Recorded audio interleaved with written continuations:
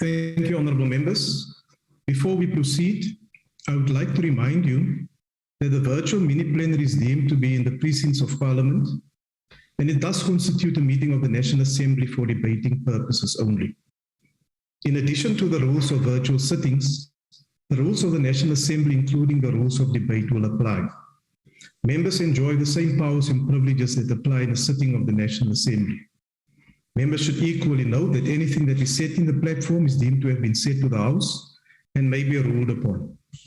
All members who have logged in shall be considered to be present and are requested to mute their microphones and only unmute them when recognized to speak. The microphones are very sensitive and it will pick up any noise which may disturb the attention of other members. And when recognized to speak, please unmute your microphone and connect your video.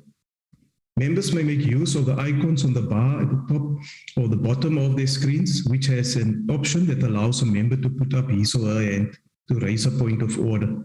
The Secretariat will assist me in this regard. And when using the virtual system, members are urged to refrain or desist from unnecessary points of order or interjections. We shall now proceed to the order, which is debate on vote number 28. Police, including vote number 24, Independent Police Investigative Directorate, and vote number 21, Civilian Secretariats for the Police Appropriation Bill. I now recognize the Honourable Minister of Police. The Honourable Minister.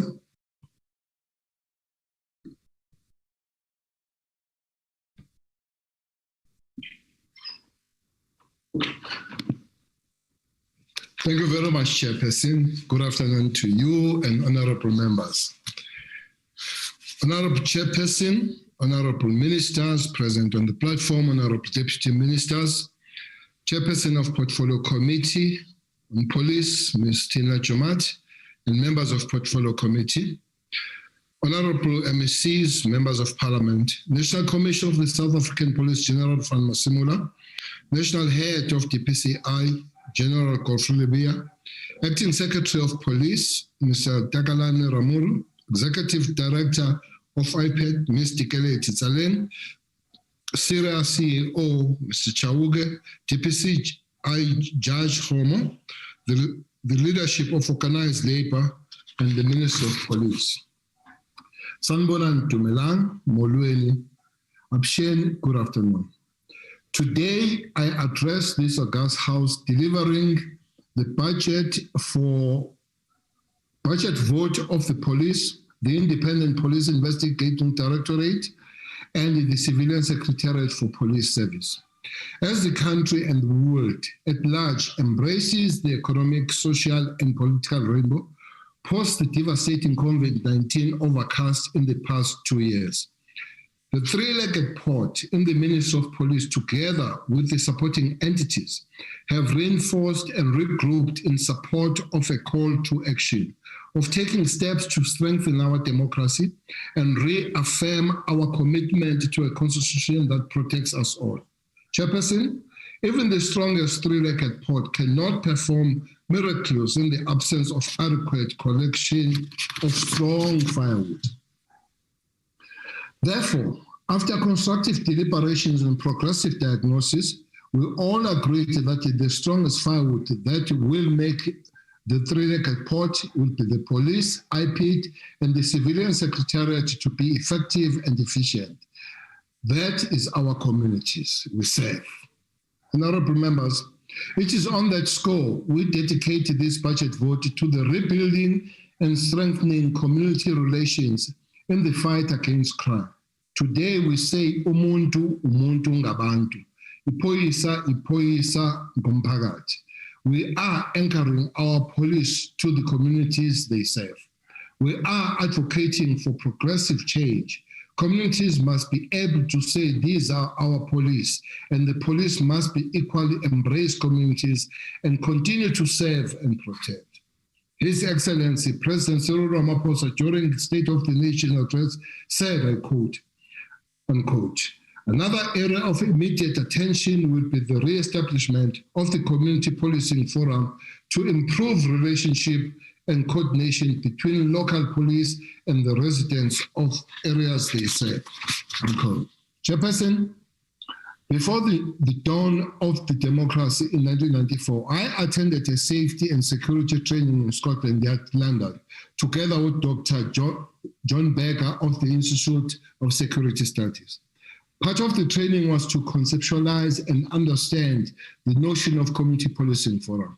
Hence, I took particular interest in the article Dr. Becker published on the 1st of November last year, where he penned his views on the current state of our community policing forum. It therefore becomes increasingly imperative that we minimize debates in this regard and meaningfully engage in a discourse that will ensure that the directives of His Excellency the President are realized. Honorable members, you would recall that the establishment of the CPFs is provided for the Section 22, for Section 221, sub 2 of the Constitution, and Section 19, sub 1 of the South African Police Service, Act 68 of 1995. The CPFs and business, together with the police, must establish and maintain partnership with the community, promoting communication between the police and the community. Furthermore, promote cooperation and ensure that the police fulfill the needs of the community in respect of policy, improve the service of the police to the community, improve transparency and accountability of the SEPs, and promote joint problem identification and problem solving. Therefore, the philosophy of community policing forum is not new. In fact, it has been proven that the more involved law enforcement in which the residents they are sought to protect, the more residents can help police achieve their goals of reducing crime. To date, there are currently 772 functional CPFs countrywide. Chairperson, the death of 300 people during week-long lawlessness that befell us in July last year will remain one of the darkest times in our democratic history. The unrest called for the clear reforms of security services and at the same time expose the divide between the police and the communities they serve. The police needed the community and the community needed the police, but it was clear community policing forum was at its weakest and therefore was leading to no trust between the police and the communities. The July 2021 unrest that engulfed South Africa posed a serious security threat to the country's economy and highlighted some security gaps in intelligence-driven collaboration between the private security industry and other government law enforcement agencies. In responding decisively to the July unrest, a total of 19 instigators of violence were arrested and more will be arrested, Chairperson, including those who meted untold brutality to another race group under the disguise of defending their community and property during the unrest. To date, 36 suspects have been arrested for their alleged respective roles in the murder of 35 people, and 31 people have been arrested for attempted murder in Phoenix. Meanwhile, SIRA has conducted an analysis to determine what went wrong and what needs to be improved in terms of the private security industry involvement as a force multiplier in the fight against crime and the protection of the country's economy and people. SIRA believes that the concerted effort in building relations between the industry and other law enforcement and other law enforcement is, in terms of information gathering and sharing, will go a long way in preventing similar incidents in future. In line with many improvements to follow, the collaboration of SIRA, SEPs, and SSA will see the authority launching a mandatory counter-terrorism awareness campaign in the form of 40 hours of training for the private security industry in the next 2 quarters of this financial year. SIRA and SEPs will collaborate to ensure practical working relationship between private security industry and state security agencies, in line with the established and existing partnership framework. Honorable members, I deliver this budget vote with a clear presidential directive in mind. for the police to be embedded in the communities they serve. Chairperson, I present to you the South African Police Service Budget Vote 28 for this financial year to the amount of 106.95 billion. The Independent Police Independent Directorate Budget Vote 24 to amount of 357 million, and the Department of Civilian Secretariat for Police Service Budget Vote 21 of amount of 228 million. SAPS has allocated 10 million for support community outreach program. The robust and progressive community engagement through Zimbizo will continue to gain priority and momentum going forward. Our visits to Pimville, Diepsloot, Botshabelo, Mahveking, Lusikisiki, Delft, Khayelitsha, Loskop, Dagakral, Phoenix, Amaoti, Malamlele, Bushbuckridge, and Bophabelo, and many more are the evidence towards achieving our goal of promoting community participation in government. In response effectively to public unrest, capacitation of public order policing through recruitment has been prioritized. POP will receive an additional of 4,000 members during this financial year. 150 million was allocated to the operational response environment as part of once-off allocation over the 3-year period for capital modernization, including procurement of armored vehicles and aircrafts, and a further 9 million allocation has been set aside for the procurement of protective gear for POP members. Equally, the Civilian Secretariat for Police Service, as the custodian of civilian oversight, have allocated 4.8 million to improve effective community partnership in this regard.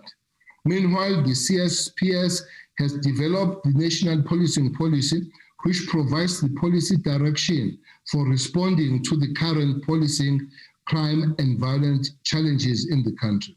Chairperson, it is imperative to note a significant milestone where in March 2022, Cabinet approved the Integrated Crime Prevention and Violence Strategy, which is an implementing tool for the 2016 White Paper on Safety and Security, which the primary objective of addressing the root causes of crime and violence through whole of government and whole of society approach to crime and violence prevention in the country. The balanced yet independent approach in the functioning of the SAPS, IPIT, and CSPS will contribute positively in the fight against crime. The three institutions will forever be encouraged to operate independently of each other when responding to their respective legislative mandates. While CSPS is providing policy advice and strategic oversight, the IPIT is a significant watchdog in ensuring that SAPS constitutional mandate is realized. In this regard, the IPIT plays a critical role in contributing towards improvement in policing conduct by engaging in station lectures across all provinces. In the previous financial year, 33 stations lecture awareness sessions were conducted, and a total of 40 stations lectures will be undertaken this financial year. Moreover, in June 2021, IPIT launched Access and Awareness Rural Strategy, which is aimed at improving accessibility to IPIT services and strengthening relationship with stakeholders in the rural areas. During this financial year, IPIT will continue to establish new offices in other provinces. To date, 11 new offices were established in 3 provinces in the previous financial year. This administration is working with agility to improve community relations at all levels of government. The 3-legged port SAPS, IPIT, CSPS is hell-bent in restoring the trust deficit that impacts on our overall fight against crime. The organization has taken up the challenge to rebuild itself and at the same time improve its image and regain the trust in the communities we serve. Yes, honorable members, the trio led by the ministry is similar to the active construction site as much needed repairs, demolition, alterations, restorations, and refreshment get underway. All these minor to major changes are aimed at improving the overall functionality of the SAPS and supporting entities, especially at police station level. As we roll out plans to rebuild and strengthen community relations in the fight against crime, key to this is to channel adequate and functional resources and manpower to police stations to ensure that the fight against crime is effective and efficient in winning public confidence in police. Chairperson, to qualify the above, the National Treasury allocated additional funding for the recruitment of 12,000 new police trainees over the MTEF with an allocation of 5.8 billion to rejuvenate and improve policing capacity. Honorable members, for the current financial year, the biggest intake of 10,000 trainees is aimed at closing the gap of the past 2 years, where training was halted due to the COVID-19 lockdown. To this end, over 500 million has also been reserved for the baseline for expenditure associated with the trainees undergoing basic police development. A further recruitment of additional 5,000 new recruits for the next financial year will commence in June 2022, while an additional 200 graduates, especially the BSC's graduates, will commence training in August 2022. To date, myself, Deputy Minister Matale, and the National Commissioner, we have visited and addressed the new police recruits stationed at SAPS Swane Academy and Kimberley SANDF 3 SAI military base respectively. As a ministry, we remain confident in the ability of SAPS and SANDF management to iron out some of the teething problems experienced at some of the training facilities.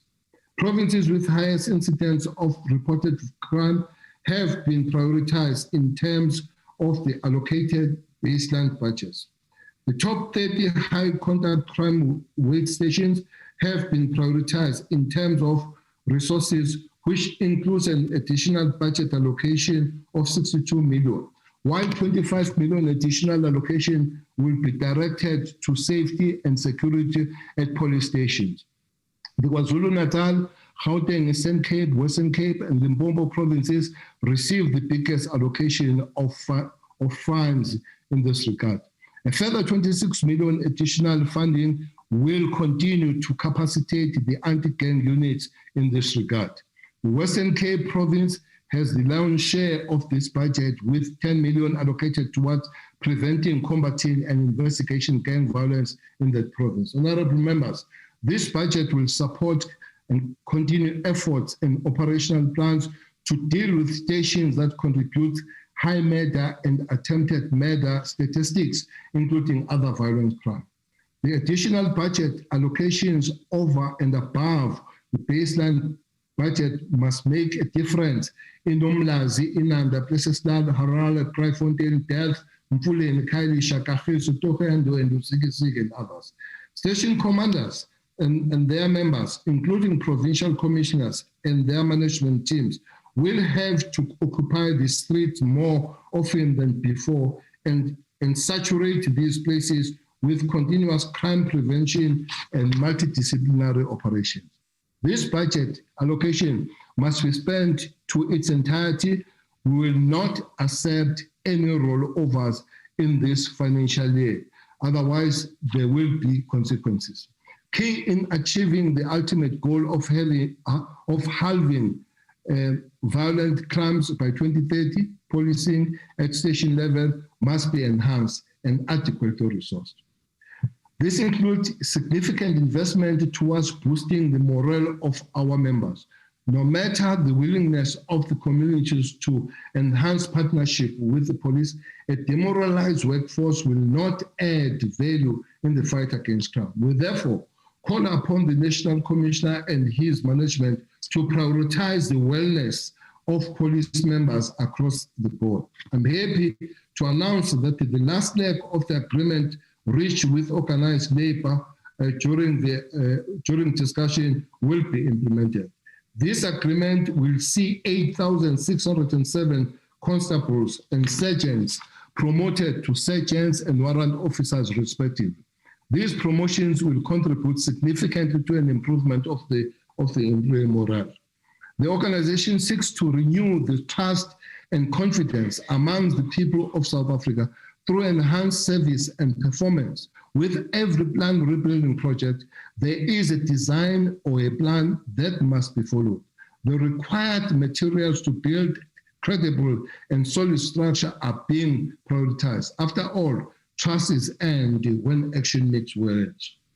There are 4 pillars that form the cornerstone of the rebuilding project, and they include increased recruitment of more members to bolster police response times and police visibility, adequate and increased funding of gender-based violence and femicide investigations and protests, capacitation and resourcing of critical and specialized units of the SAPS, strengthening the community organization and partnership with law enforcement to join fight against crime. Chairperson, to date, investigations of the Truth and Reconciliation Commission, TRC, case emanating from the Promotion of National Unity and Reconciliation Act of 95 investigations are receiving priority by the DPCI, which since hired investigators on 3-year contract basis. Of these investigators, 34 have been specifically assigned to investigate the TRC recommended cases.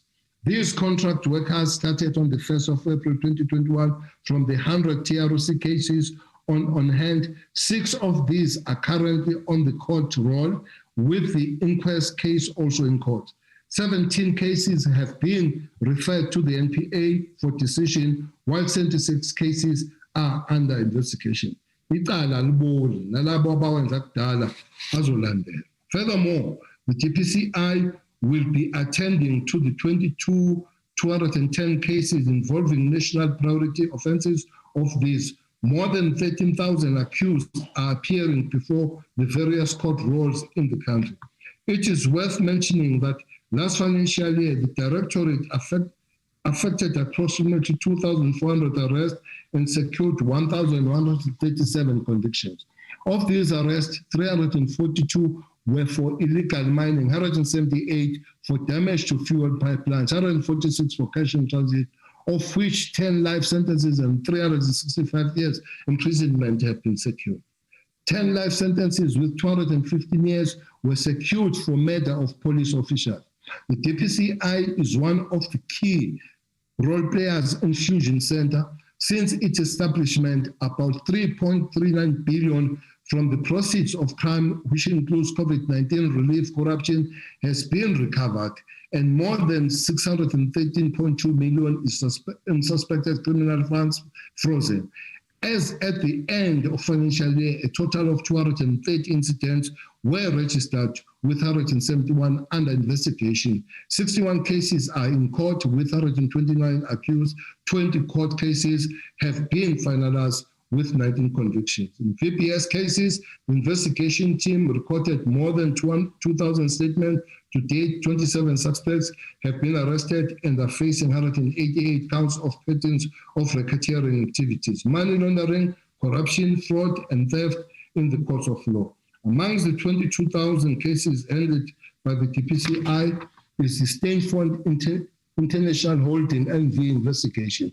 Even though these unforeseen delays in the resolving this matter is concerning, so far over 300 statements have been obtained, and this highly complex investigation extends to 12 other jurisdictions. Currently, there are 32 additional witnesses whose statements are to be obtained in South Africa so that we proceed. The DPCI shall, in conjunction with Investigation Directorate of the NPA, also focus on the cases emanating from the State Capture Commission of the various recommendations relating to the law enforcement. A number of cases were already under investigation, and some of these matters were already serving before the court. In the 2021-22 financial year, the DPCI contributed towards the prevention, restraint, and forfeiture orders impacting on 208.9 million of criminal networks. honorable members, there is a progressive and significant down management of DNA backlog within the forensic science laboratories. The backlog has been reduced by 38.71% from 251,603 to 154,204. To this end, additional allocation of 50 million will support all buccal samples and collection kits operations. Meanwhile, another additional budget of 100 million will be allocated to provinces over and above baseline to support all programs related to the GBVF action plans and FCS unit resourcing, including the top 30 stations. Continuous breakthrough in the GBF-related crimes boost public confidence in policing. True to our gender-based violence and sexual offenses, action plan of 1.3 billion is allocated to baseline activities related to the GBV and resourcing of FCS units. 1.263 billion of this amount will go towards the unit's operational expenses, including human and other resources. 30 million will be geared towards the serving of youth, children, and vulnerable groups, including awareness campaigns. Chairperson, on the 29th of April, the Police Ministry led in Imbizo at Lusikisiki. Community engagement further showed that the residents of this area, which has one of the highest rape incidents in the country, struggles with access to police services due to shortage of police vehicles. Urgent policing interventions have since been put in place to allow the better service for this community. But it is also equally crucial that victims of this dreadful crime are met with professional services at the point of reporting. To date, GBV desks at the police stations have been established at the top 30 national GBV hotspots such as Lusikisiki and other stations. GBV desks are also available at 1,153 police stations countrywide. These desks are staffed with the members trained in GBVF-related courses. To date, 82,577 police officers have undergone such training. President Cyril Ramaphosa pronounced recently in his State of the Nation address that infrastructure, the ongoing vandalism and theft of economic infrastructure has damaged confidence and severely constrained economic growth, investment, and job creation. He then instructed the government and especially the police to move on. These crimes will not be allowed to go unabated. This is why task teams will be established, Chairperson, in 18 identified hotspots linked to municipalities with highest reported cases of such crime. These multidisciplinary task teams will focus on extortion and construction sites and businesses and illegal mining. The highly skilled teams will tackle theft of non-ferrous metals, copper cables, and put measures to combat and stop illegal mining. Residents of Pimville, Diepkloof, El Dorado Park, Klipspruit, and many more communities cannot continue to be held ransom and left in the dark due to the cable theft and related crimes. Task teams will also tackle essential infrastructure crimes such as the tempering, damaging, or destroying infrastructure-related energy, transport, water, sanitation, and communication. Critical infrastructure crimes will also be on the radar, which involve the attack, damage, or theft of fuel pipelines and related crimes. Legislation to this effect is also underway. Honourable Minister, your time is now expired. Thank you very much, Chair. Thank you, Honourable Minister. The next speaker is the Honourable Jumat Peterson. Thank you very much, Honourable House Chairperson. I wish to greet our Minister and all our chairpersons, members of the House, the National Minister, Deputy Minister, National Commissioner, all members of the security cluster, our police men and women in particular. The tragic murder and brutal death of Ms. Nomhla Mta serves as a reminder of the siege of women and the fear we live in every single day. Our women are being murdered, are being viciously murdered at the hand of boyfriends, husbands, and intimate partners. The Honorable President recently stated, and I quote, that the unacceptably high levels of gender-based violence and femicide in South Africa are a blight on our national conscience and a betrayal of our constitutional order for which so many fought and for which so many have given their lives.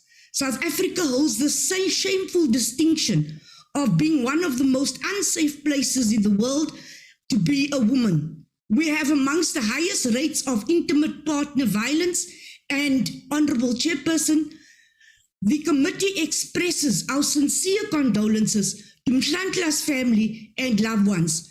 May her beautiful soul rest in peace. Honorable Chairperson, it is further extremely concerning that evidence has emerged that the perpetrator of this heinous crime is a member of the police service. Of course, the police service is a microcosm of our society, and they are not immune to being victims or perpetrators of domestic violence. However, members of the police service must serve and protect our citizens, but far too often, they themselves are on the wrong side of the law. We call on all those, the National Commissioner and the Minister, as well as the committee, to leave no stone unturned to ensure justice for Namhla and all the other women viciously murdered by intimate partners. Honorable Chairperson, we have adopted the Criminal Law Forensic Procedures Amendment Bill last week, which enables the police to take DNA samples from all convicted Schedule 8 offenders.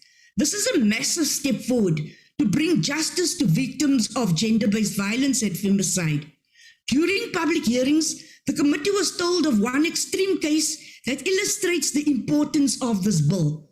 A certain Mr. Mkee was convicted on a charge of common assault and received a suspended sentence. But before being released, his DNA was taken and loaded on the convicted offenders index of the DNA database. Because of this simple act of taking his DNA sample, he was linked to several crimes for which he pleaded guilty and was sentenced to 15 terms of life imprisonment and 12 terms of 10 years imprisonment. The power of this amendment bill is truly immense, and we must salute the Minister and his team for assisting us in processing this bill so fast. It is almost unprecedented for all members, Honorable Chairperson, to support an amendment bill unanimously. In this case, politics is set aside for the common good of our people. We would especially like to thank Honorable Whitfield for proposing the adoption of the bill and the support of all political parties in the adoption of the amendment bill. Honorable Chairperson, the SAPS has allocated approximately 1.3 billion on its baseline activities related to the gender-based violence and resourcing of FCS units. 1.2 billion of FCS units, human and other resources that include operational expenses, 30 million on youth, children and vulnerable groups, including awareness campaigns. In addition to the above, 70 million plus 30 million was allocated to provinces for prioritization of gender-based violence responses and the strengthening of FCS units. This will go a long way to address the scourge of gender-based violence and femicide that plagues our society and terrorizes our women and young girls. Honorable Chairperson, our country has seen violence and injustice in the July 2021 unrest that unfolded in parts of KwaZulu-Natal and Gauteng, and this shocked our nation tremendously. The Portfolio Committee on Police is committed to deal with the findings and recommendations of this report, together with that of the South African Human Rights Commission hearings into the unrest. Once referred to Parliament, this is an uncompromising directive from President Ramaphosa for us to get to the bottom of all the complaints which were leveled. House Chairperson, businesses relied heavily on private security providers to secure their properties. During the hearing, CEDA stated that they received many calls from security service providers requesting that they contact police management and ministers to request them to allow the security service providers to assist in defending infrastructure under attack. They were prepared to play a bigger role beyond just fulfilling the mandates of their direct client. CEDA addressed various accusations of the abuse of power of the private security service providers. The authority reiterated that private security guards are not allowed to search or arrest members of the public, but may do so within the property owned by business client. Security officers are also not allowed to set up roadblocks on public roads or to investigate members of the public. CEDA indicated that security guards found guilty of unlawfully setting up a roadblock, arresting or assaulting members of the public will be held to account to CEDA and to SAPS. CEDA informed us that steps were taken to investigate alleged breaches by security service providers or members thereof and to tighten controls in the regulatory system. CEDA received its third consecutive clean audit. This means that the authority did not record any financial misstatements. Honorable Chairperson, in September last year, President Ramaphosa signed the Private Security Industry Regulation Act 2014 into law, which will greatly enhance the regulation of the private security industry. The committee welcomes the recent success of the Crime Intelligence National Anti-Kidnapping Task Team that was established last year in response to the spike of kidnapping cases where a ransom was demanded. In February this year, the alleged kingpin and his associates, believed to be behind a spate of kidnappings across Gauteng, was arrested in Johannesburg area. This shows a responsive police service with the capacity and capability to address changes in crime patterns. Honorable Minister, we welcome the 10,000 additional police members which will be recruited and have already taken up position. This shows that SAPS is focused on job creation. Needless to say that more than 100,000 new jobs were created in the private security industry.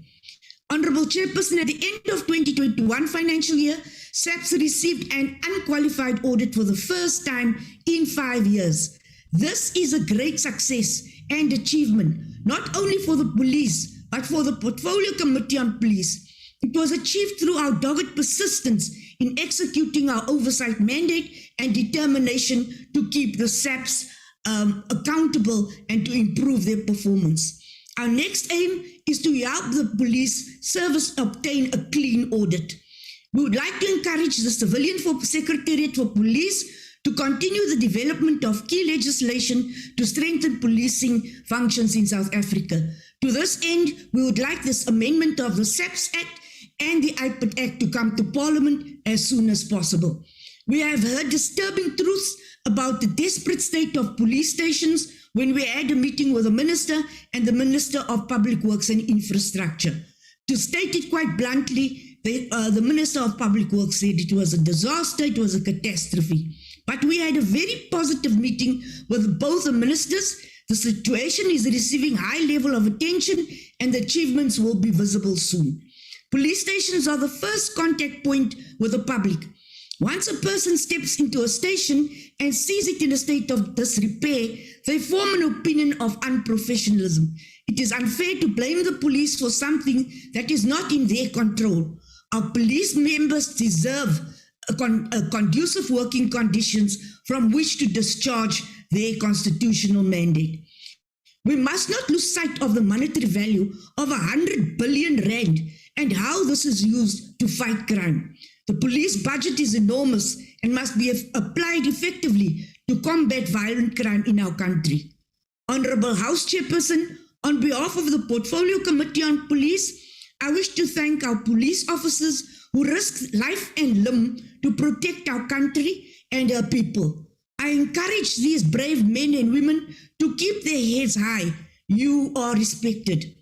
I wish to thank the whip of the committee, Honorable Siabi, members of the Portfolio Committee, including those from the opposition parties, for their hard work and dedication towards ensuring that we root out crime and corruption in our country. I wish to thank the National Commissioner who was newly appointed. I wish to congratulate the National Commissioner and thank him and his team for their persistent work.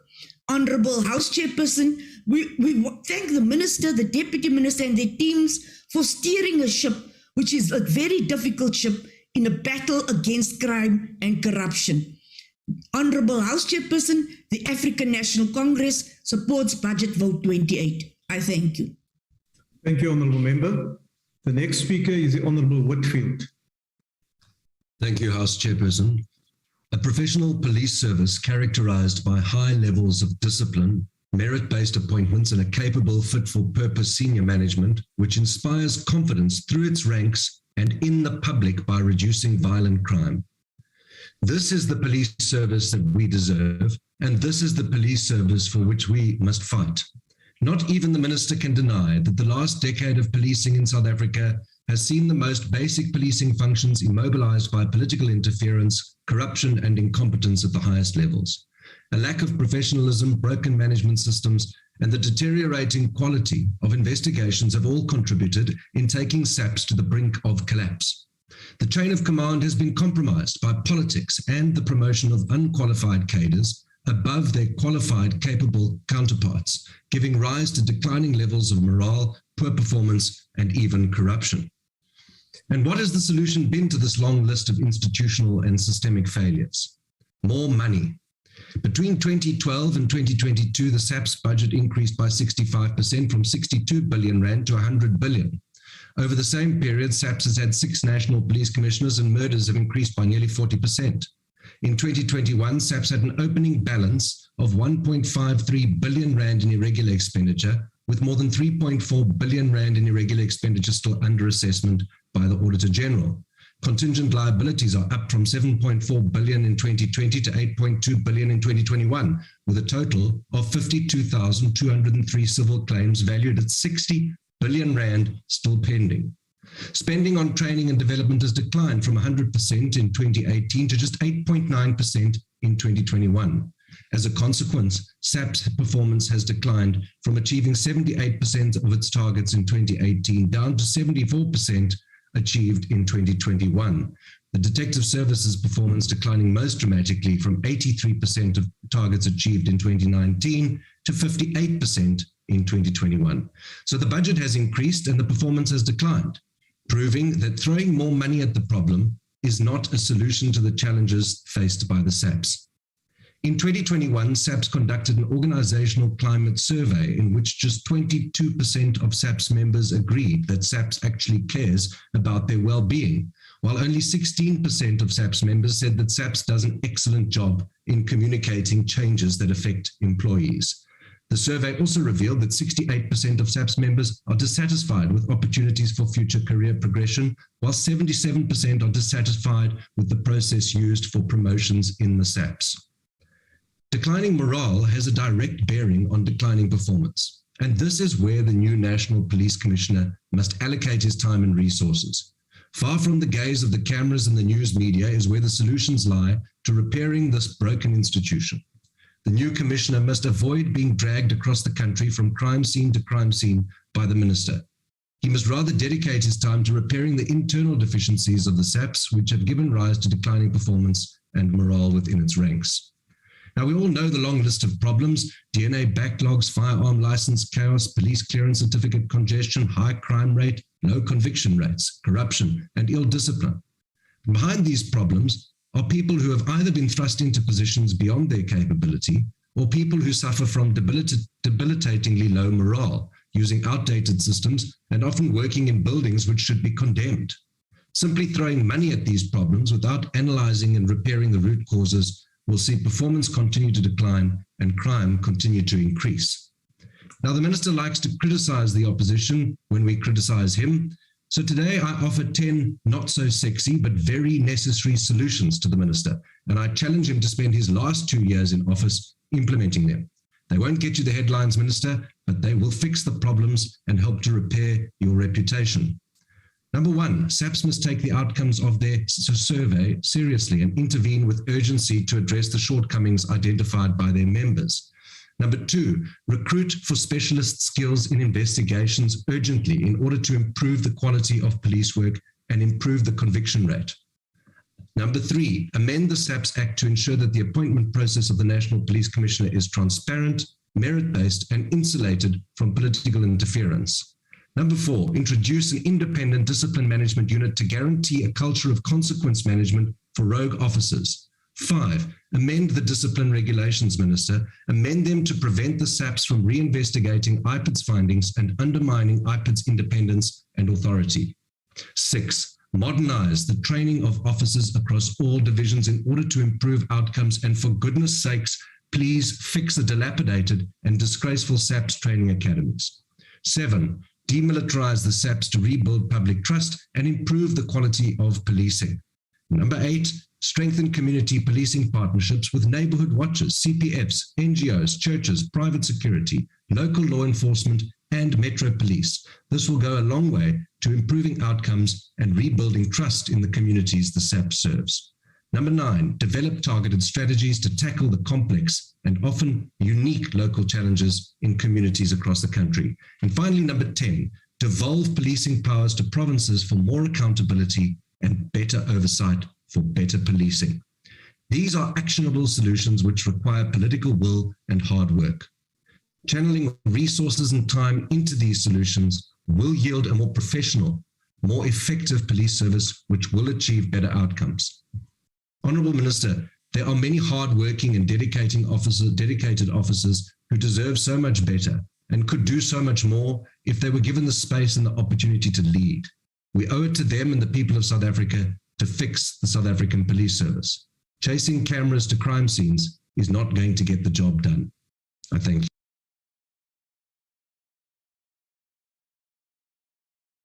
Thank you, Honourable Member.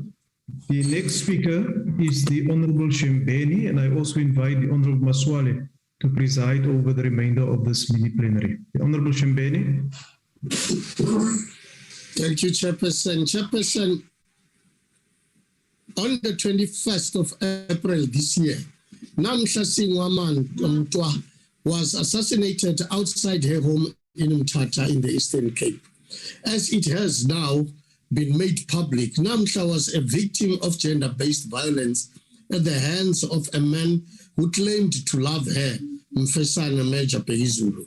The person who murdered her pumped 9 bullets in her body and simply strolled away after making sure that she was dead. From that day until Namhla's sister started speaking out on social media, the police had done absolutely nothing to investigate the case. To this day, the police have not even questioned the man who abused her for years, because the man has connections across the Eastern Cape and funds the lavish lifestyle of many of the politicians in that province, including the Premier and the Mayor of King Sabata Talinjabo Municipality. Tomorrow, the EFF will lead progressive forces in the Eastern Cape in the march to the Madeira police station to demand answers from the police as to why they ignored this case for so long. Namhla is not the only case that the police in Mthatha and across the Eastern Cape have ignored. That part of the country is slowly becoming a GBV and the rape capital of South Africa. Criminals are allowed to do as they please there because they work together with the police. Lusikisiki, another town where women and girls are unable to live in peace because men have declared war on their bodies. Mr. Kele, all this is happening right under your nose, sir. And your inaction on cases such as this is a huge indictment on your person and on the state. Women and girls need protection from all of us against these sadistic criminals, but the buck ultimately stops with you. The police have no plan of dealing with GBV whatsoever. You have allowed the DNA lab to collapse under your leadership, placing cases of thousands of women who have been raped or murdered in a serious jeopardy.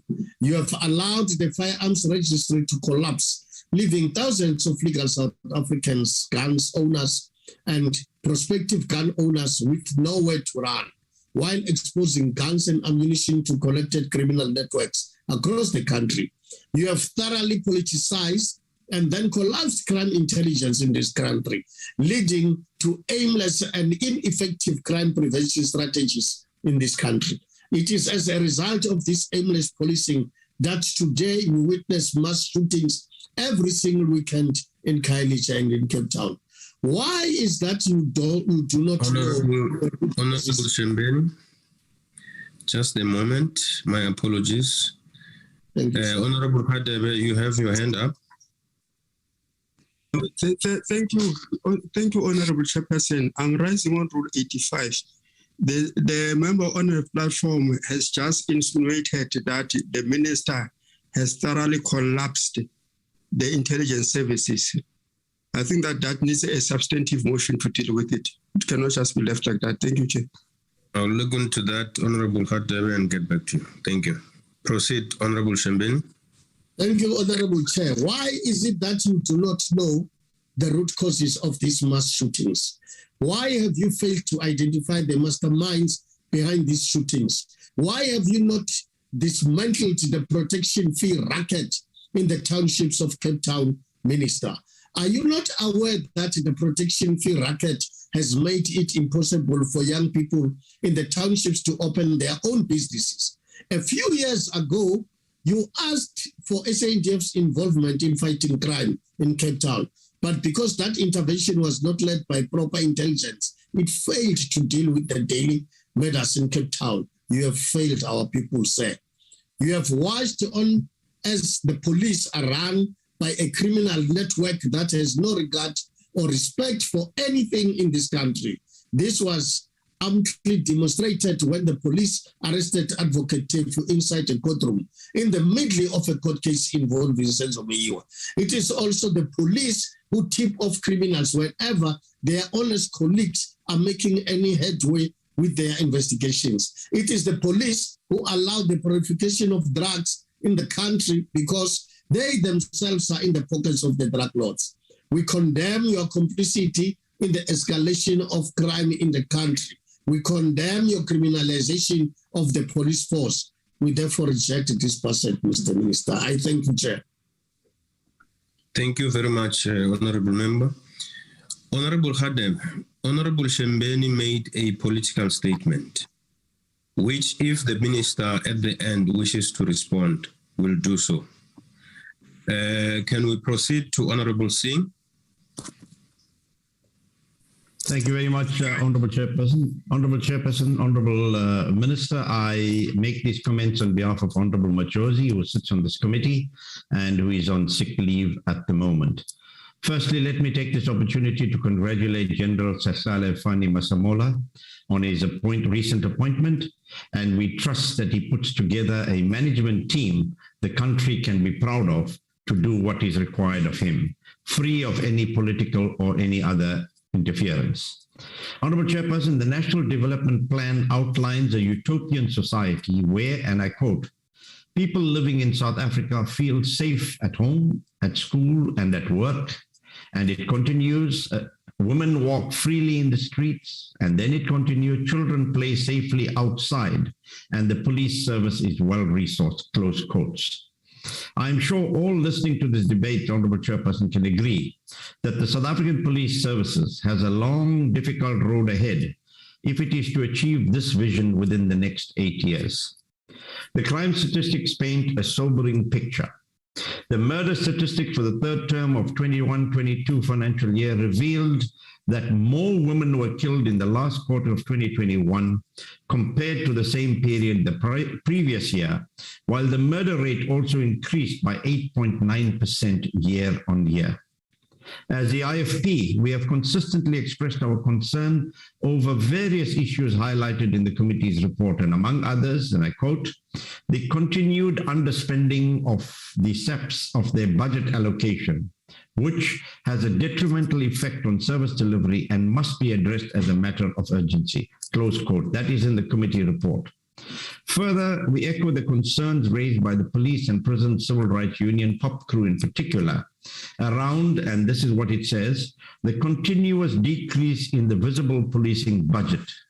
And they continue to say the ineffectiveness of community policing forums and the lack of resources and infrastructure at police stations, especially in rural areas and townships, close quote. Honorable Chairperson, Minister, there is a saying, if you look after the pennies, the pounds take care of themselves. What this means is get the basics right.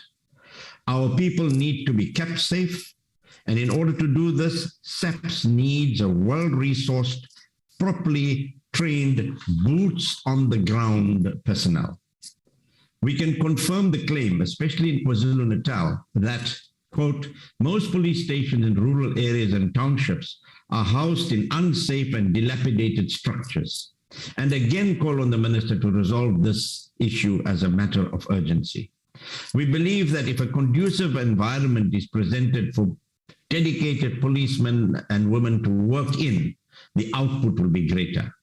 Basics such as properly serviced vehicles and not vehicles standing in garages. And this is something, Honorable Minister, you need to investigate. And I know there's an investigation of the possible fraud that takes place with vehicles that are under repairs.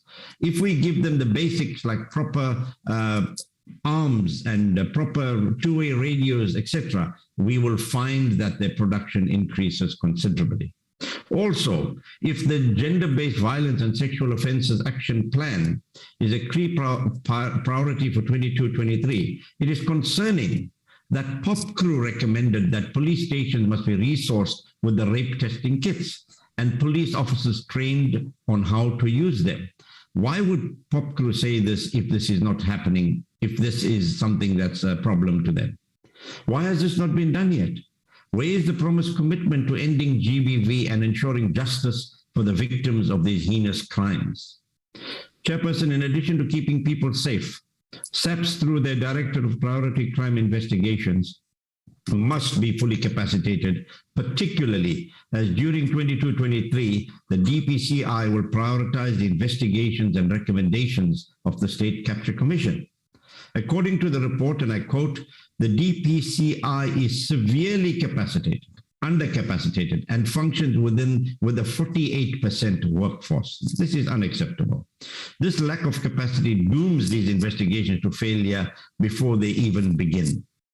The IFP also further notes and is in support of the committee's observations and recommendations regarding the Civilian Secretariat for Police Services, as well as those relating to the Independent Police Investigative Directorate, IPID.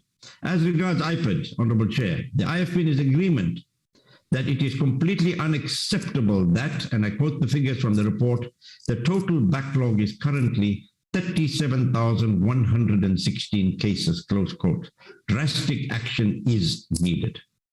The issues I have highlighted, Honorable Chairperson, barely scratch the surface, and staff morale is at an all-time low.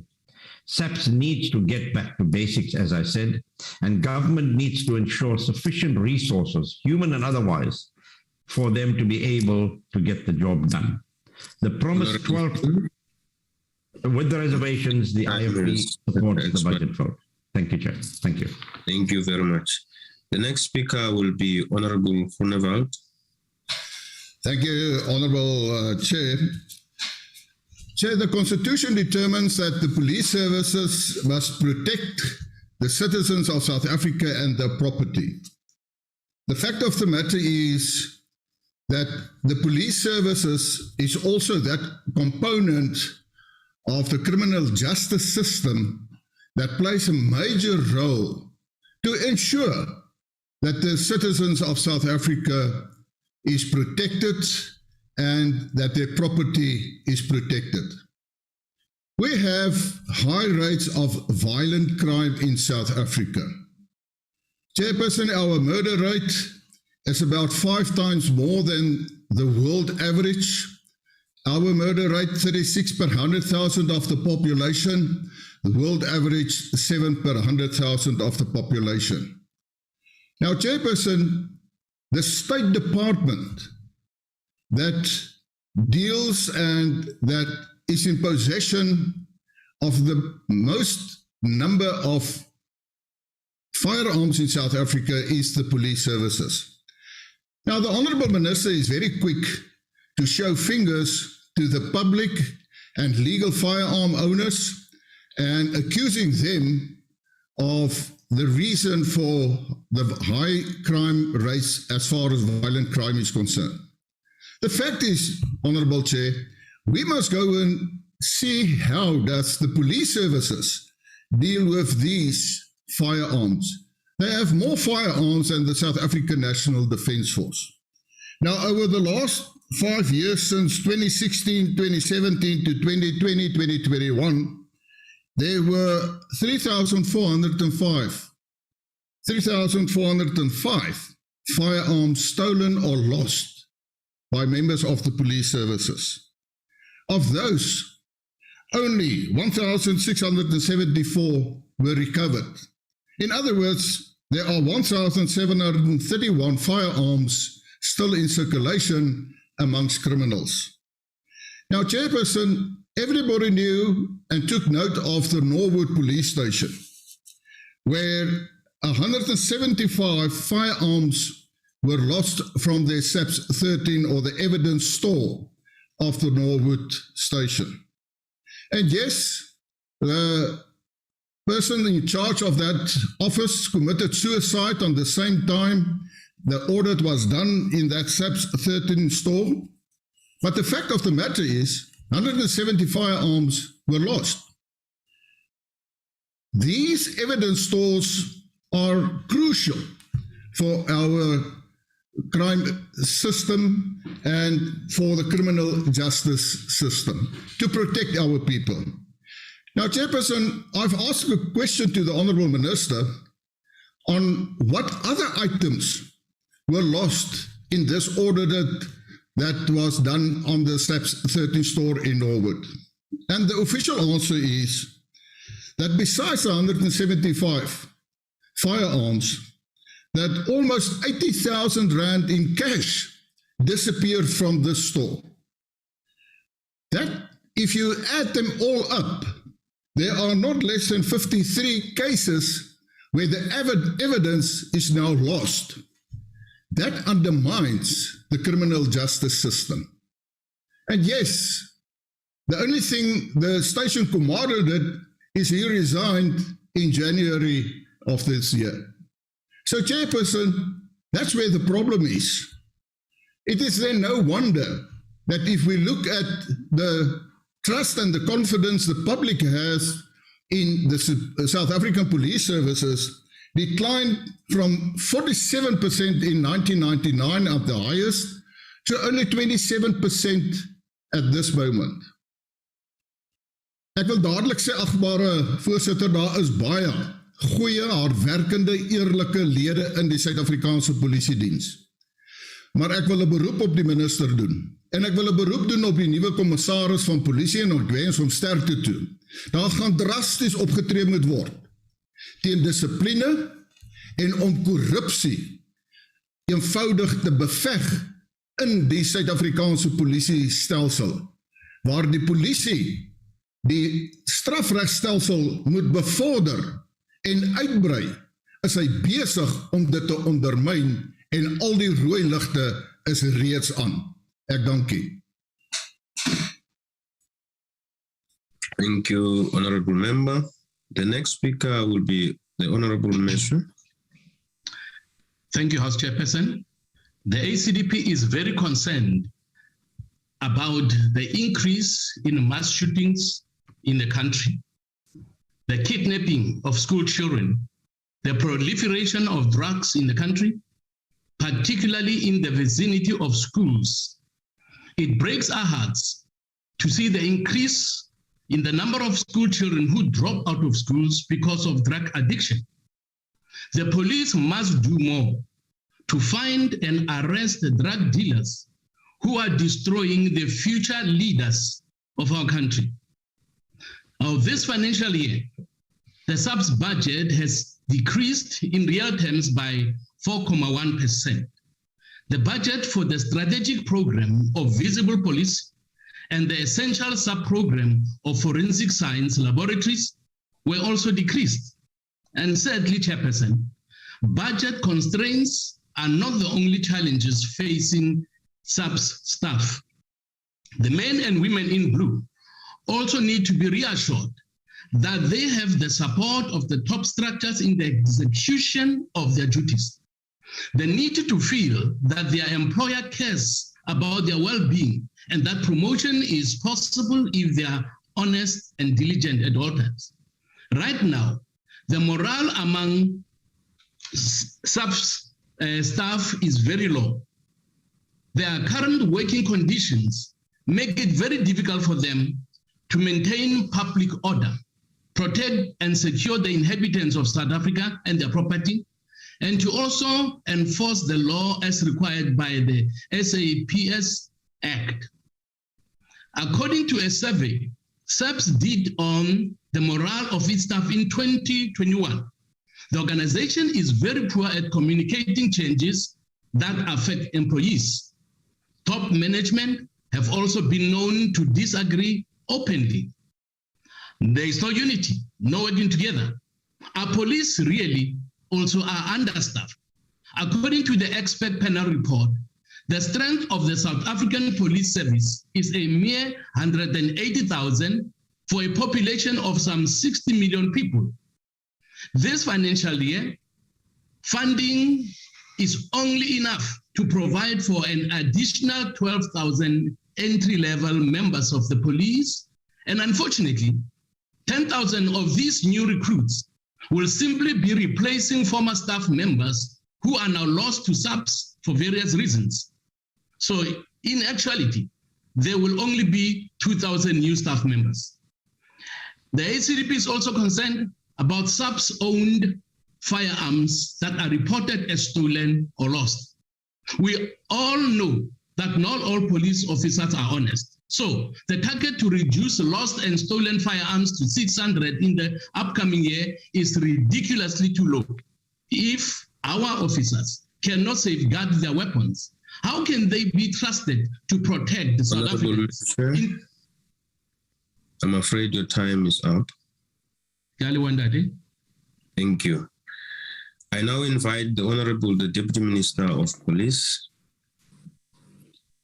Thank you very much, Chairperson, Honorable Chair, Minister of Police, Becky Tele, other ministers present here and deputy ministers, the Chairperson of our committee, Honorable Tina Jumat, and other committee members, MECs present here, head of entities, the National Commissioner, the Executive Head of IPID, Mentaxing, Acting Secretary of the Civilian Secretariat, Dr. Ramaru, the CEO of CIRA, Mr. Chauke.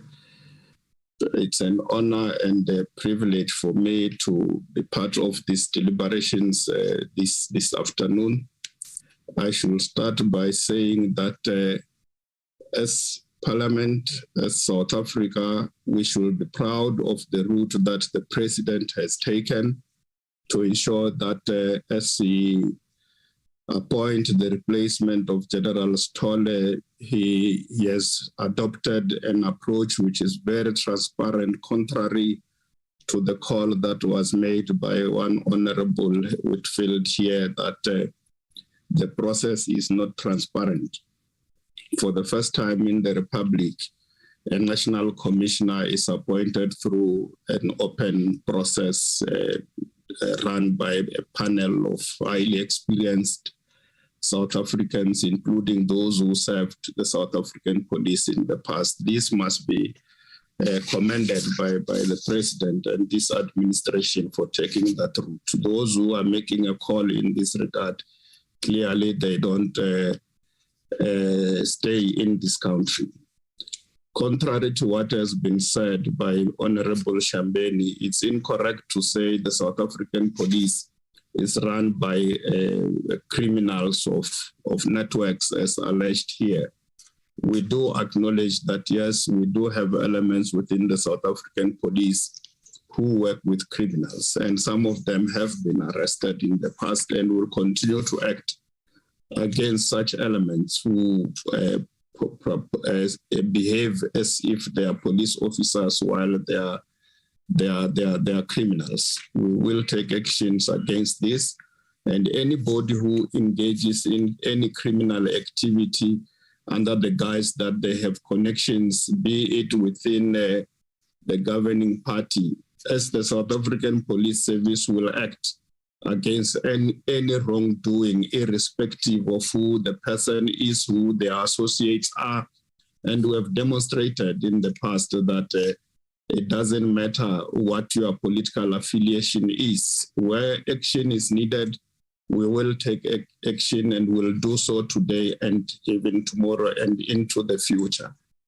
The call that one will make during this debate to the public is, yes, let's use social media platforms to communicate our views with our friends and other colleagues that we share the same platforms with. But it's very important that we must know that the information we share on the social platform will not assist police to have a watertight case to put before prosecution for a case to stand in court. So we're making a call that while you use those platforms, please give police officers credible information so that we can act against criminals to ensure that we live in an environment that is free from crime. It is incorrect to say that the officers who use rape kits are not trained. We have trained officers who use rape kits, and we know that all the stations have access to rape kits in the country.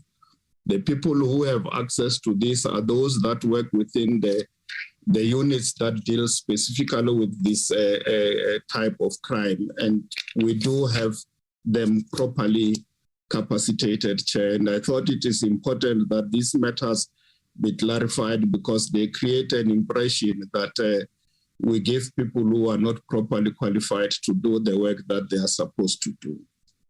We have a pressing obligation to continue pursuing every effort that will realize a crime-free South Africa, where the populace and everybody within our borders live without fear of being attacked or becoming victim of criminality, where our women and children do not live in fear of falling victim to gender-based violence and femicides.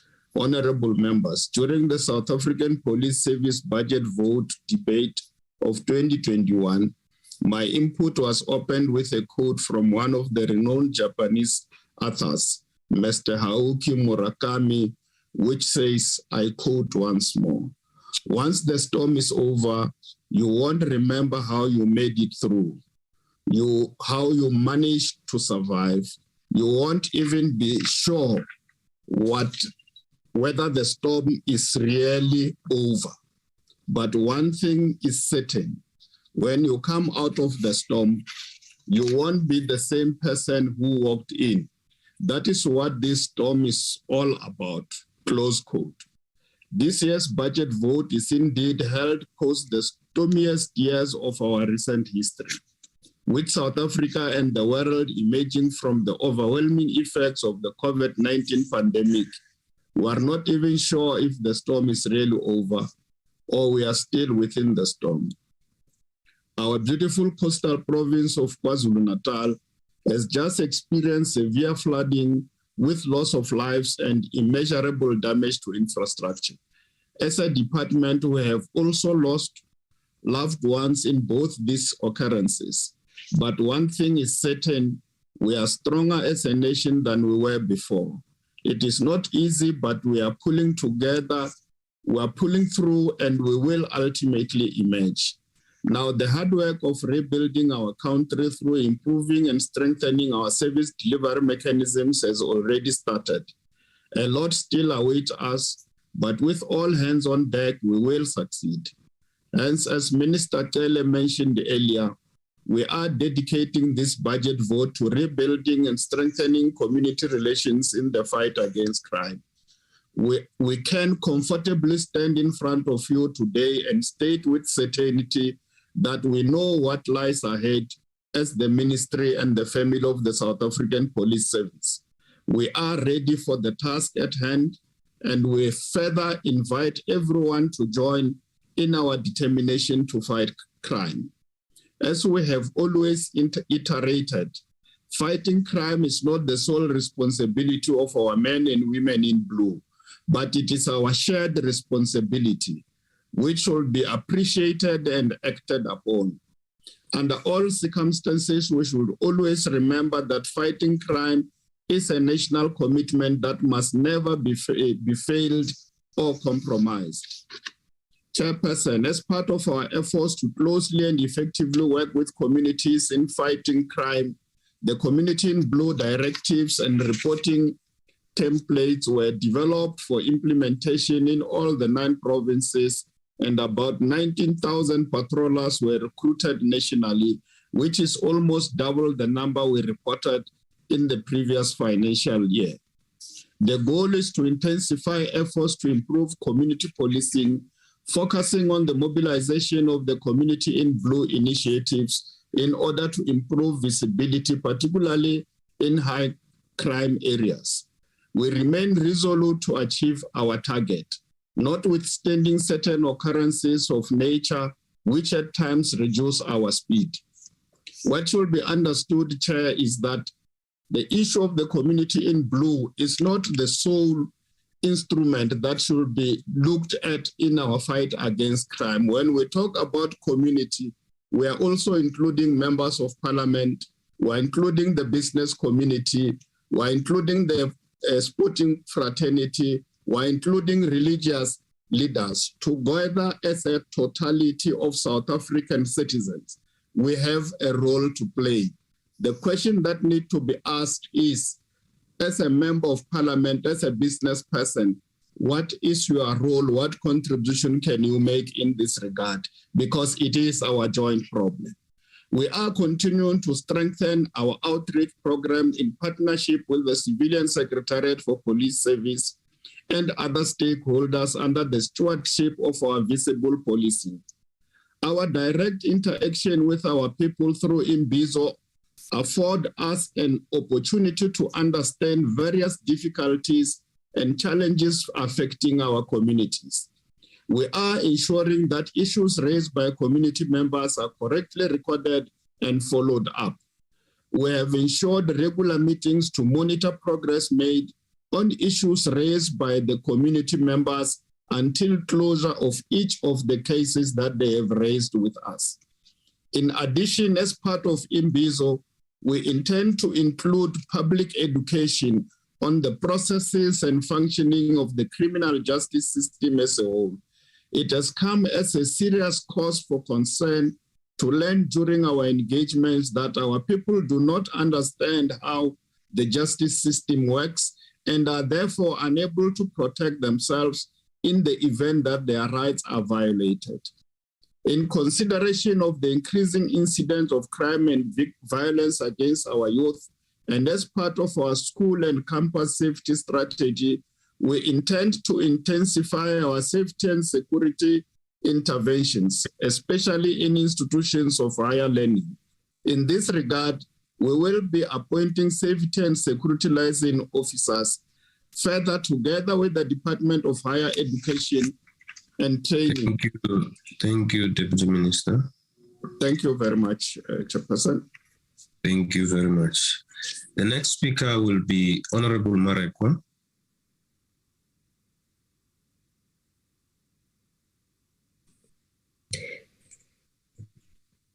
Thank you, House Chairperson.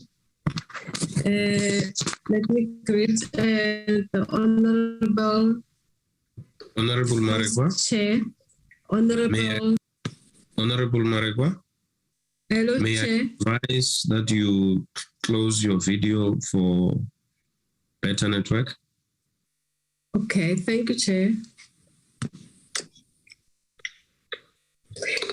Honorable House Chair, Honorable Minister and Deputy Minister of the Police, Chairperson of the Portfolio Committee on Police, Honorable members present.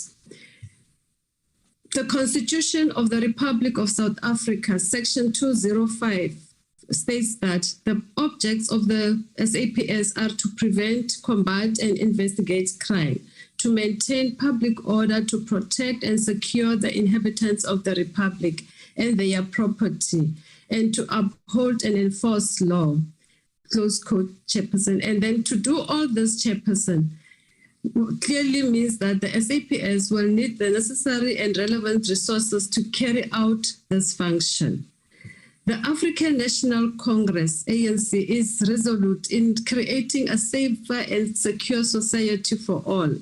Different policy documents of the ANC continue to affirm this position of putting the safety of South Africans as a priority in the government commitments.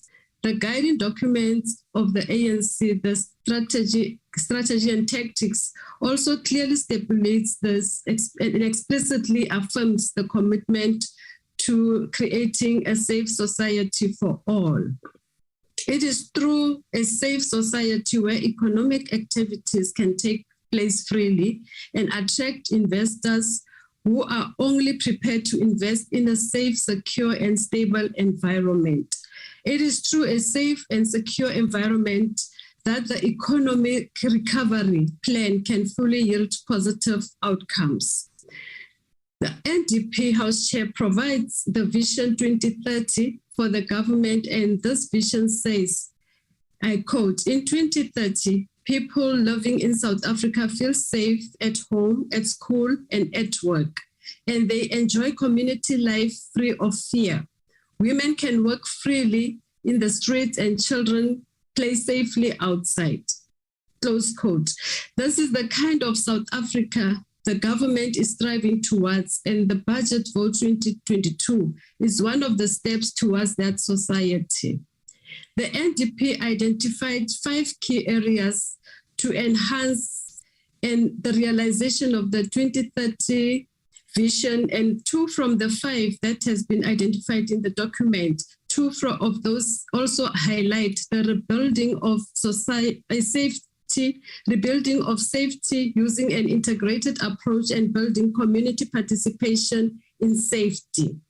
These 2 are instrumental in fulfilling the priority 6 of the medium-term strategic framework, which is social cohesion and safe communities. The overall budget allocation of the department over the years has been increasing. And in 2022-2023 financial year, the department received about 100 billion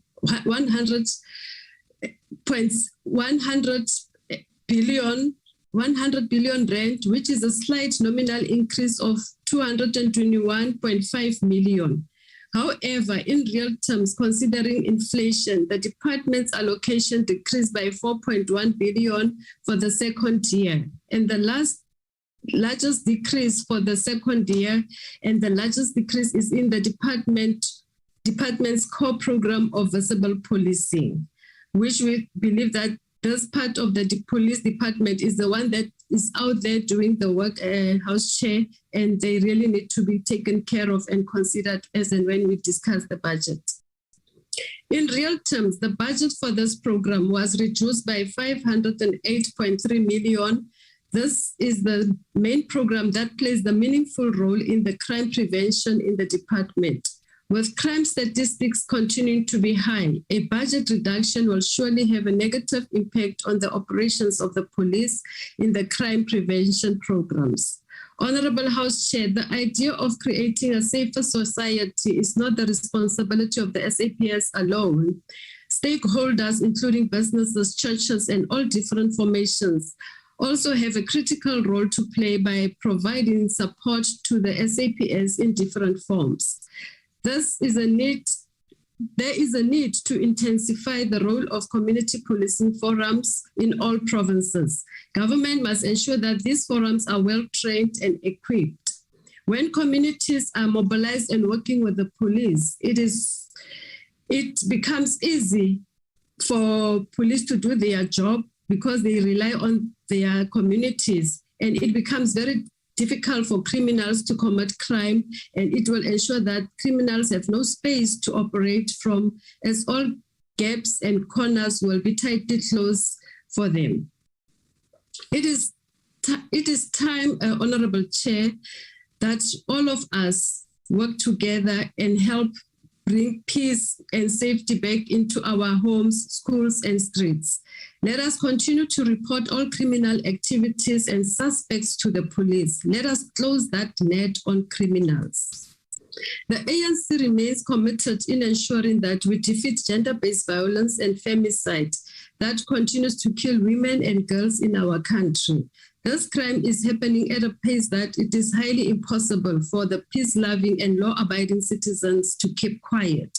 The fight against GBV also requires society to play its role in reporting this crime to the police and as and when it happens, and to encourage society also to report on behalf of victims. Because sometimes we hear what is happening in our neighborhood, but we tend to turn a blind eye or turn our heads the other way. And then tomorrow we count bodies of people who have lost their life. It is important as neighbors, as people in communities where we know crime of this nature is taking place. It is important for us to report and assist those people who cannot raise their voice and be able to take action for themselves. We acknowledge that the DNA backlog has been reduced and the number of perpetrators were arrested and sentenced in recent times.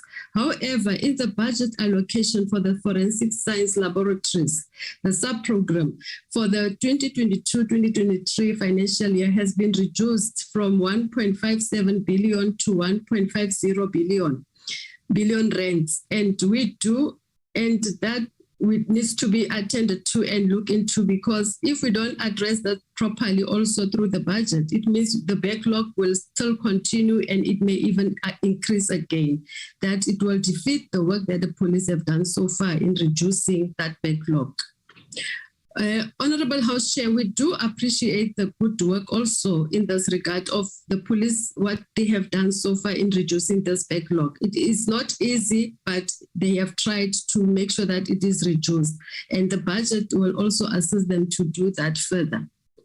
This reduction, House Chair, will surely have a negative, if we reduce the budget for these labs, will have a negative impact on the work and progress made by the police thus far. And it is out of this appreciation that we recommend that there should be no budget reduction in the department to enhance the work of the department in fighting against gender-based violence. The African National Congress appreciates that there are global economic challenges and welcome the budget vote and recommends that there should be no budget reductions, as that will affect the work of the police. The budget is an important instrument to ensure that police are well resourced to fight crime out there. The budget vote will help in the fight against all forms of crime, and that the most vulnerable people in society stand to benefit from the commitment by the African National Congress of creating a better South Africa for all. We therefore, as the ANC House Chair, welcome and support the budget vote, and let us continue serving the people of South Africa to the best of our ability. I thank you. Thank you, Honourable Member. Honourable Hendricks. Honourable House Chair, the nation has been moved by the concern today of the Honourable Portfolio Committee Chair on Police, Honourable Tina Jumat, about the plight of women and the war against women by men. She must know about the kidnapping of Serene Esop yesterday, and I'm sure she's watching the progress for her rescue minute by minute, as I and many others do. The parents of learners at Downville Primary School in Hanover are grateful for the swift action of Deputy Minister Kassel Mathali at the request of the Chief Whip. He calls for an environment-free crime. Deputy Minister, the Cape Flats want to work with you. Just look after our learners at primary school. Mothers, like all mothers, love their children.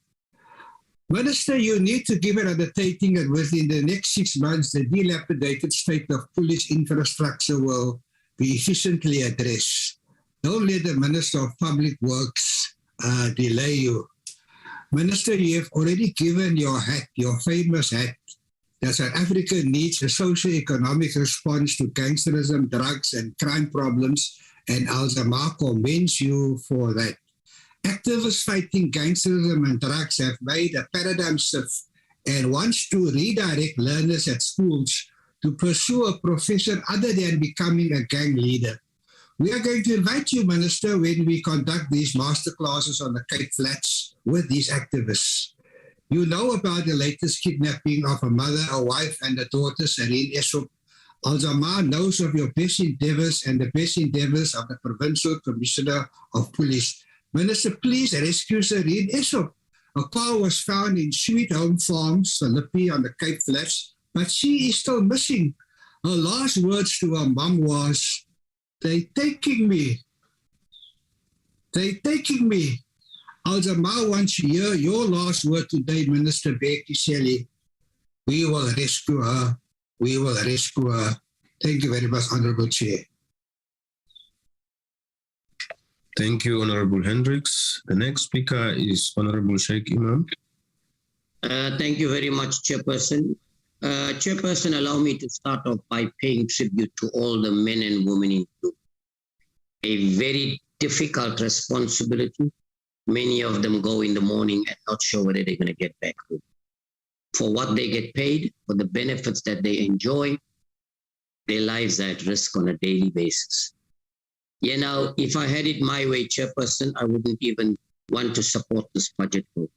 For the simple reason that the budget that is allocated to this department cannot do justice to what the needs of this department in combating and fighting crime in this country.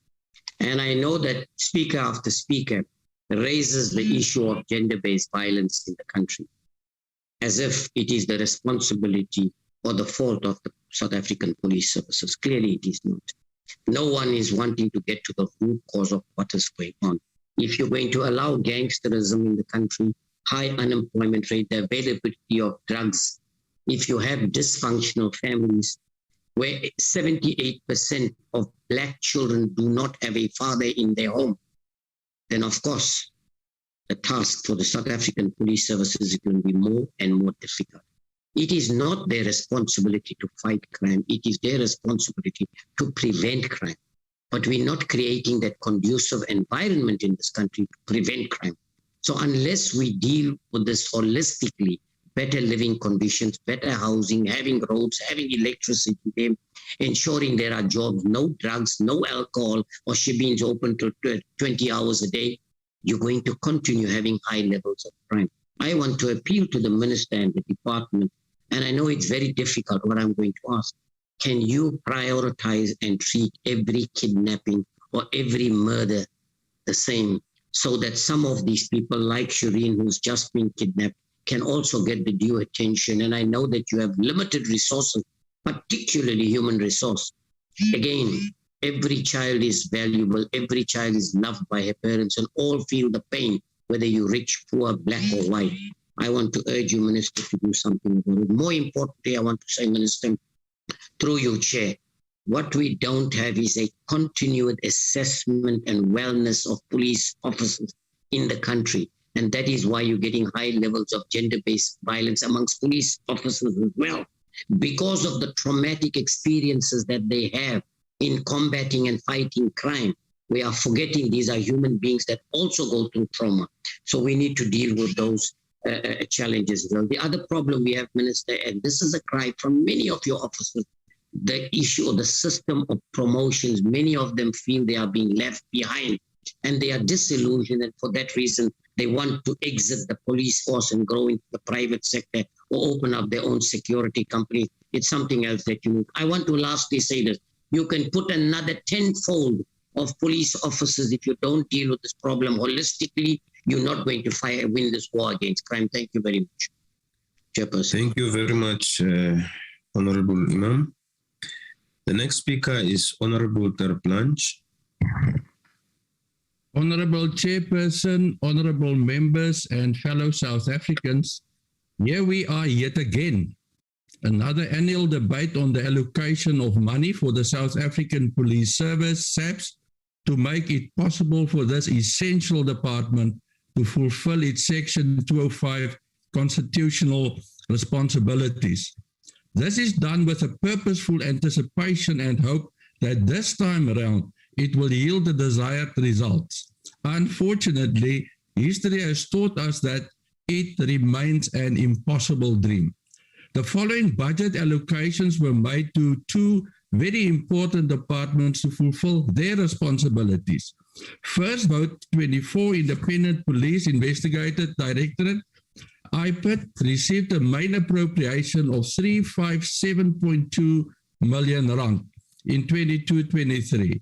Taking inflation into account, the budget decreased by 3.3%. Vote 21, Civilian Secretariat for Police, received the appropriation of 152.3 million in 2023. Again, taking inflation into account, the department's allocation decreased with 5.3 million or 3.5%. The obvious questions regarding both departments are, what were they both expected to do, and how did they perform during previous financial years? The majority of both departments' budgets goes toward compensation of its employees.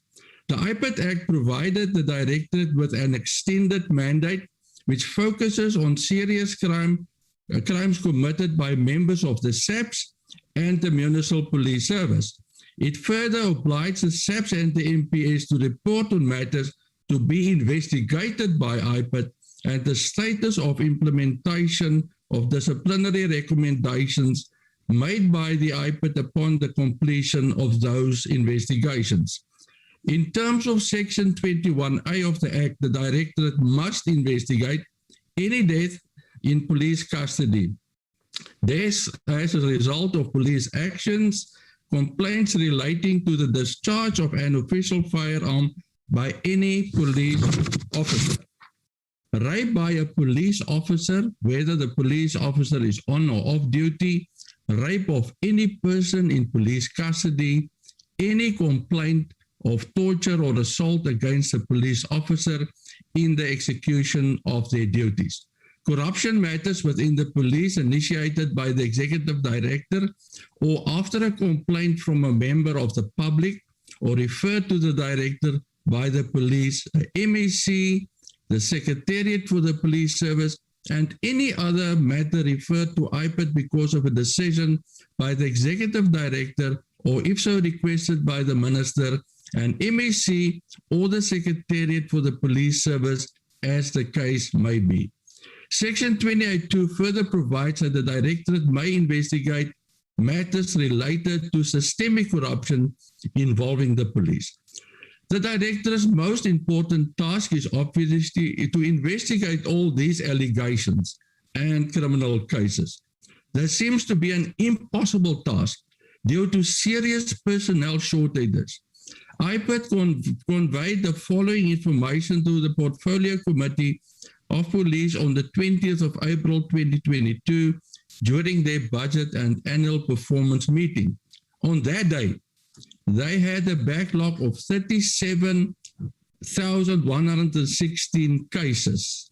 They had received more than 5,000 new cases for the year, but only managed to complete the investigation of 4,121, of which 53% were backlog cases. This means that 1,937 new cases are just added to the ever-growing backlog list. Considering the serious backlog, each investigator effectively has 250 cases to investigate. Indeed, an impossible task. This Directorate is led by a person with no investigative experience, and despite numerous promises and undertakings, the lack of these vital skills has started to show as expected. The sad reality is that performance indicators and targets decreased or remained unchanged In 10 out of 13 indicators, while only 3 increased. Victims in 37,116 cases committed by police officials are still awaiting justice, while these perpetrators remain on the payroll, paid by the taxpayer. This important directorate has now joined the ranks of the infamous backloggers, another failing entity, another toothless bulldog, desperately barking without the necessary bite. The civilian secretariat also show slow performance. At the moment, the impact on the ground is still unclear. They are only theorizing about a suitable measuring tool, while essential legislation, policies, etc., are not forthcoming with unacceptable timeframes. The following deliverables still lack momentum: improving community participation in the fight against crime, improving community police relations, facilitating collaboration, coordination, and integration on safety, crime, and violence prevention within all spheres of government, ensuring a transformed and accountable police service. By now, Minister Taylor is notorious for not filling vacant posts timelessly. This department is limping along without a leader, despite timeless reminders by the opposition. Please, Minister, it's time to fill this post. The department are not firing on all cylinders. The country is waiting. Thank you. Thank you very much, Honorable Member. Honorable members, I'm advised that Honorable Jumat Peterson saved 3 minutes and Honorable Marekwa saved 1 minute, of which both of them would want to donate to Honorable Siabi. In other words, Honorable Siabi will now have 14 minutes. May I call Honorable Siabi? Thank you, Chairperson. And greetings to the Honorable Minister of Police and other ministers on the platform. Honorable Deputy Minister Matali and other Deputy Ministers on the platform.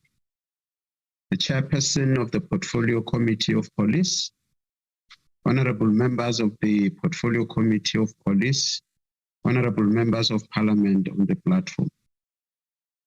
House Chairperson, let me appreciate the opportunity given to me to participate in the budget vote of the Department of the South African Police Service. As the ANC, we fully support this budget vote changes facing this department. However, we will overcome. This is the department hard at work to make sure that the lives of our people are safe. Honorable Minister, let me assure you of our support in your endeavor to fix the police service. Don't fear to intervene where necessary. It is only when the political leader has a political will and is passionate about his or her work that things will happen. There are those who cry political intervention, calling it political interference. But at the same time, they blame the minister when things are not happening, claiming that the buck stops with the minister. They are talking with split tongues. Chairperson, it is in this regard that I call upon community members to play a pivotal role and assist SAPS to fight crime, because fighting crime is a societal issue. We support this budget, confident that the leadership of the department will respond positively to the call by the state president during SONA, when he announced that more than 10,000 police officers will be recruited in the next 12 months. These new recruits, once they complete their training, they will contribute towards visible policing, one of the areas in which the department has shown some weakness. We are happy that amongst these recruits will be people qualified in the areas of science, an intervention that will, in the long run, Minister, increase the capacity of SAPS to deploy relevant and skilled office laboratories. We support this budget, House Chair, fully aware that whilst the majority of police officers are doing their work out of order, moonlighting as criminals, it is in this regard that we call upon the Independent Police Investigative Directive, IPID, to be even more robust in their investigation and bring into book the rogue police officers so that the trust relationship between communities and SAPS can be restored. IPID derives its mandate from the Independent Police Investigative Act, which gives effect to Section 206, subsection 6 of the South African Constitution. The bulk of the work done by IPID is to investigate crimes committed by members of the South African Police Services and complaints against them. In supporting this budget, it is our view that it will enhance IPID's ability to conduct investigations thoroughly and improve the quality of such investigations. It will assist IPID to establish offices in all provinces to enable IPID to be accessible to ordinary citizens. Honorable Chairperson, from this budget, IPID's share is 357 million plus, which is a nominal increase compared to the previous budget. However, if we are to factor in inflation, then we would conclude that IPID's budget has decreased by 3.37%. The state of affairs will directly affect investigation and information management program, which is the main service delivery subdivision. This, therefore, will considerably affect the ability of IPID to effectively carry out its mandate. It is our hope that the leadership of IPID will think out of the box in addressing the backlogs. It is indeed unacceptable that we have such a huge backlog of cases in IPID. Honorable members, whilst we sympathize with IPID regarding their budgetary constraints, we are, however, worried about the downgrading of their targets as captured in their annual plan. Honorable Chairperson, as I've alluded earlier to the announcement by the President that more than 10,000 police officers will be recruited and that this will increase the number of police officers, therefore intensifying visible policing. We are told that such recruits have already started training and they will be ready for deployment in the near future. We are happy that the leadership of the department is responding to the call by the State President, notwithstanding the budget cuts that will affect the program, as I said, for example, of visible policy. This budget reduction poses a challenge to the implementation of the police mandate of creating safer communities. Honorable members, the Private Security Industry Regulatory Authority, CIRA, is mandated to regulate the private security industry and exercise control over the practice of the occupation of security providers in the public interest as well as in the interest of the private security industry itself. As we support this budget vote, it is our conviction that it will go a long way in enhancing the work of CIRA.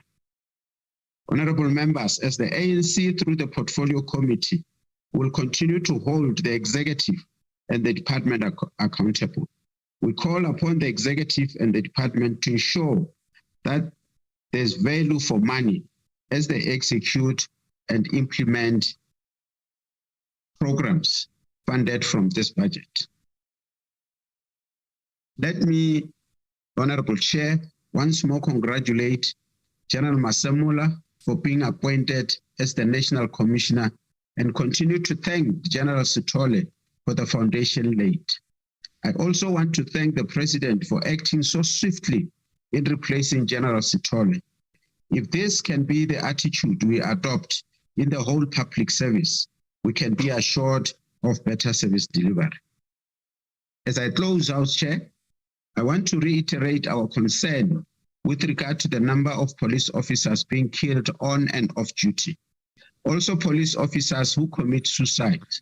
We raised this concern with the National Commissioner, General Masemola, and he has promised the Portfolio Committee that he will intensify the implementation of wellness programs to assist police officers. Further, that he will develop a serious intervention program to mitigate against killing of police on and off duty.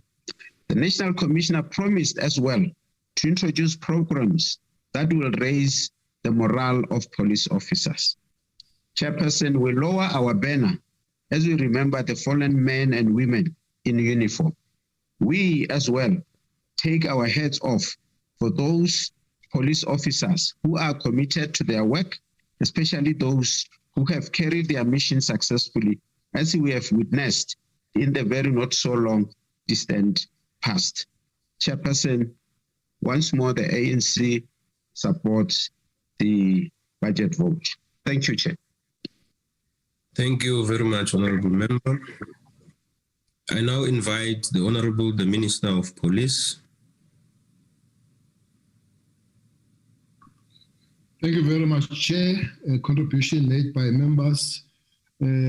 Not much to respond except Honorable Wilfield. The points he put are all contained on the speech. If he goes back to read the speech, he will understand that he was almost superfluous on his contribution. Except the last point, the way he talks about devolution of powers. He knows it's unconstitutional. He can't instruct the minister to follow his mind of being unconstitutional. So I'll end there on that one. Chair, the Honorable Member Shembeni, I'm really not going to be charged for his display of maximum ignorance of the matters. It cannot be my problem. So if he wants to be briefed on matters, many of them wrongly put here, that could be fixed, Chairperson. Chairperson, the issue of Shirin Asop is taken on a very high level.